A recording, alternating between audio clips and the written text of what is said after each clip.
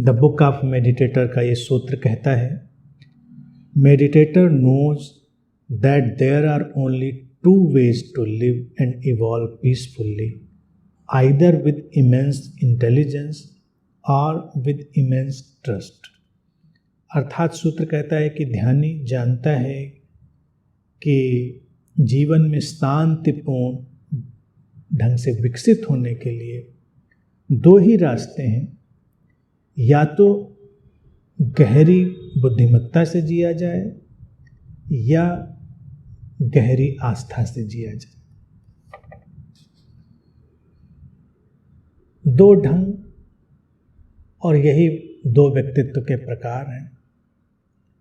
या तो व्यक्ति इमेंस इंटेलिजेंस में चला जाए या इमेंस ट्रस्ट में चला जाए। देखा जाए तो व्यक्तित्व के यही दो प्रकार हैं। कुछ व्यक्तित्व हृदय आधारित हैं, कुछ व्यक्तित्व मस्तिष्क आधारित है।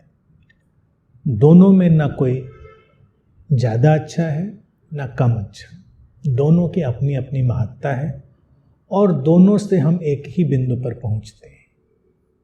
मूल बात है कि हम किधर जाने के लिए डिजाइन्ड हैं, हमारा ढंग क्या है। अगर हम हृदय की तरफ झुकने वाले व्यक्ति हैं तो हमारे लिए यही रास्ता होगा कि हम जीवन के प्रति, अस्तित्व के प्रति गहरी आस्था से जिएं। सब छोड़ दें अस्तित्व के ऊपर, अस्तित्व जहाँ ले जाए उसके साथ चलें, बहें, भरोसा करें उस पर। कोई शिकायत नहीं, कोई प्रश्न नहीं।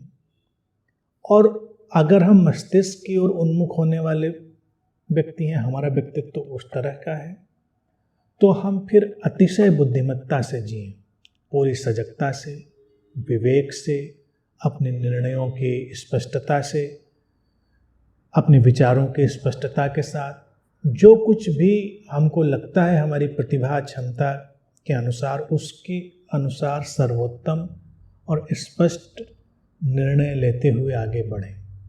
इंटेलिजेंस यही है जिसमें तर्क भी है, बुद्धिमत्ता भी है और विचार प्रक्रिया की स्पष्टता है। स्पष्टता मूल बात है।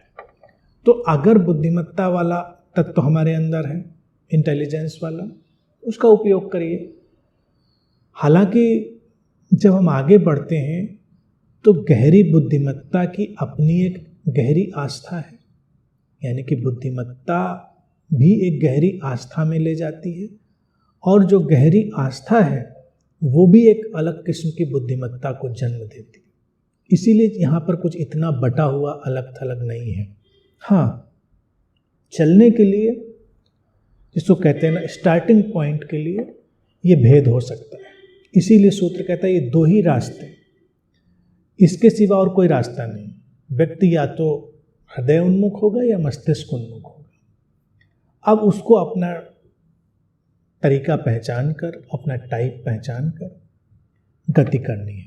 गड्ढ-मड्ढ नहीं करना है चीज़ों को कि जहाँ पर आस्था चाहिए वहाँ हम तर्क का इस्तेमाल करते हैं, जहाँ तर्क का इस्तेमाल करना चाहिए वहाँ आस्था को लगाते हैं, सब गड्ढ-मड्ढ कर लेते हैं। आम व्यक्ति इसीलिए बिल्कुल हर चीज़ को गड्ढ-मड्ढ करके खराब कर लेता है। आस्था का मतलब आस्था है, जीवन पे भरोसा है, ट्रस्ट है पूरा, हम छोड़ते हैं अपने आप को। और तर्क का मतलब है इंटेलिजेंस का, हम निर्णय लेते हैं, सचेतन निर्णय लेते हैं, कोई उसमें किंतु परंतु नहीं लगाते और पूरे साहस से आगे बढ़ते हैं, पूरी स्पष्टता से।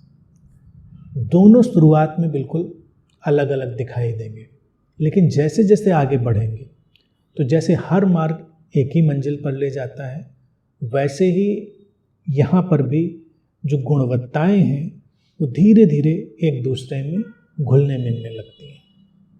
क्योंकि जो व्यक्ति बहुत स्पष्ट विचार प्रक्रिया के साथ, स्पष्ट विवेक के साथ, स्पष्ट तर्क के साथ जीवन में आगे चल रहा है, उसके भीतर भी छुपे हुए तौर पर जीवन में एक गहरी आस्था है जो धीरे धीरे प्रकट होकर उसको आच्छादित करती है।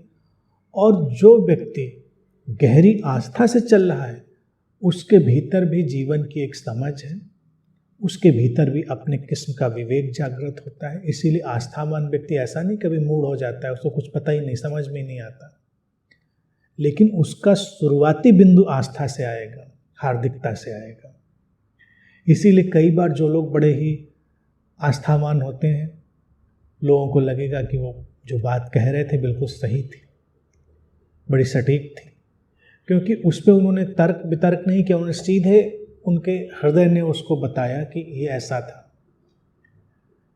मूल रूप में देखा जाए जो स्त्रैणता और पौरुषता का गुण है उसमें भी यही भेद है।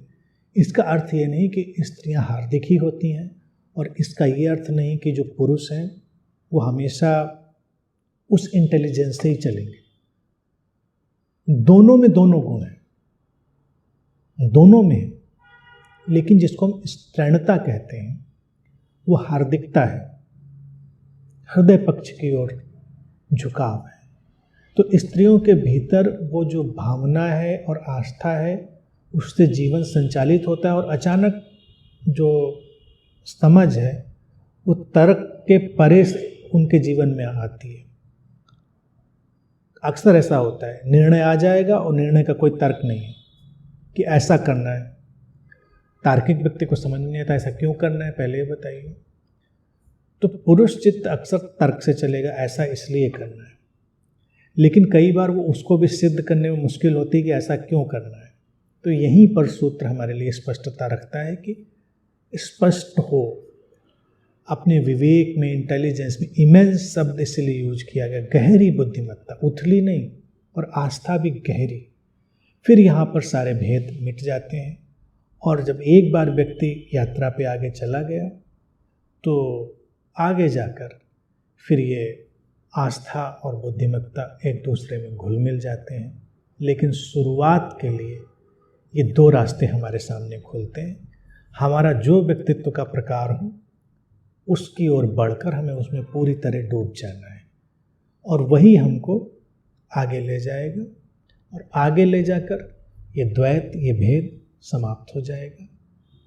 और द्वैत का, इस भेद का मिटना वही शांति का अवतरण है।